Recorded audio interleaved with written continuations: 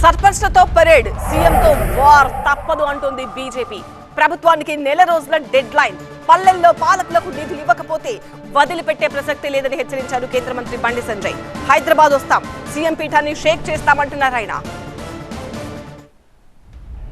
500 మంది సర్పంచులు, కాంగ్రెస్ పార్టీ సర్పంచులు, బీఆర్ఎస్ పార్టీ సర్పంచులు ఒక్కదికైతే భారతీయ జనతా పార్టీకి సంబంధించిన 100 మంది సర్పంచులు ఒక్కదికి చాలు మనకు.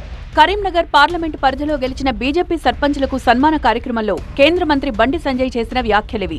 ప్రభుత్వానికి నెల రోజుల టైం ఇస్తున్నాం, ఆలోపు పంచాయతీలకు నిధులిస్తే సరే, లేదంటే హైదరాబాద్ లో కవాతు చేస్తామని హెచ్చరించారు బండి సంజయ్. గ్రామ పంచాయతీలకు 1 మంత్ లోపల రాష్ట్ర ప్రభుత్వం వెంటనే ఎన్నికల కోడ్ రాకముందే నిధులు విడుదల చేయాలని చెప్పి భారతీయ జనతా పార్టీ డిమాండ్ చేస్తున్నది. లేకుంటే రామచంద్ర గారి నేతృత్వంలో ఈ తెలంగాణ రాష్ట్రంలో గెలిచిన సర్పంచులందరితోని హైదరాబాద్ నడిబొడ్డున పక్క పరేడ్ చేస్తాం.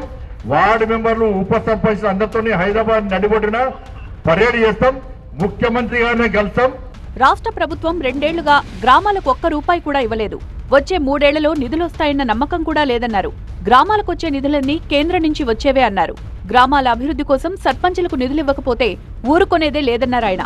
ఈ 2 సంవత్సరాలలో మీ గ్రామానికి రాష్ట్ర ప్రభుత్వం 1 పైసా ఇచ్చిందా? కానీ మీ గ్రామంలో ఇంతవంతో అభివృద్ధి జరిగిందంటే ఎవరి వల్ల జరిగింది? ఏ ప్రభుత్వం వల్ల? ఏ ప్రభుత్వం? ఇది ప్రజలకు చెప్పాల్సిన బాధ్యత మీది. సర్పంచ్ ఎన్నికల్లో మాదే హవా అంటూ కాంగ్రెస్, బీఆర్ఎస్ చెప్పుకుంటున్నాయి. సింబల్ మీద ఎన్నికలు పెడితే కాంగ్రెస్ 1 సీటు కూడా గెలవదన్నారు బండి సంజయ్. సింబల్ మీద ఎలక్షన్స్ పెడితే రాష్ట్ర కాంగ్రెస్ పార్టీకి 1 సీటు కూడా రాదు అసలు. ఎందుకంటే ప్రజల లోపల తెలుసు రాష్ట్ర ప్రభుత్వం 1 పైసా ఇవ్వలేదని చెప్పని. అందుకే కాంగ్రెస్ పార్టీ ప్రభుత్వం ఇప్పుడు ఏం చేస్తుందంటే సర్పంచ్లు అందరు గెలిచిన వాళ్ళందరూ గంప కింద అమ్ముకున్నారు. మేమే గెలుస్తాం అని చెప్పి అంటున్నారు. సర్కార్ మాత్రం పల్లెల అభివృద్ధికి కట్టుబడి ఉన్నామని చెప్తోంది. మరోవైపు తెలంగాణ పంచాయతీరాజ్ శాఖ కీలక మెమో జారీ చేసింది. సర్పంచులు, ఉప సర్పంచులకు జాయింట్ చెక్ పవర్ కొనసాగిస్తూ మెమో జారీ చేసింది.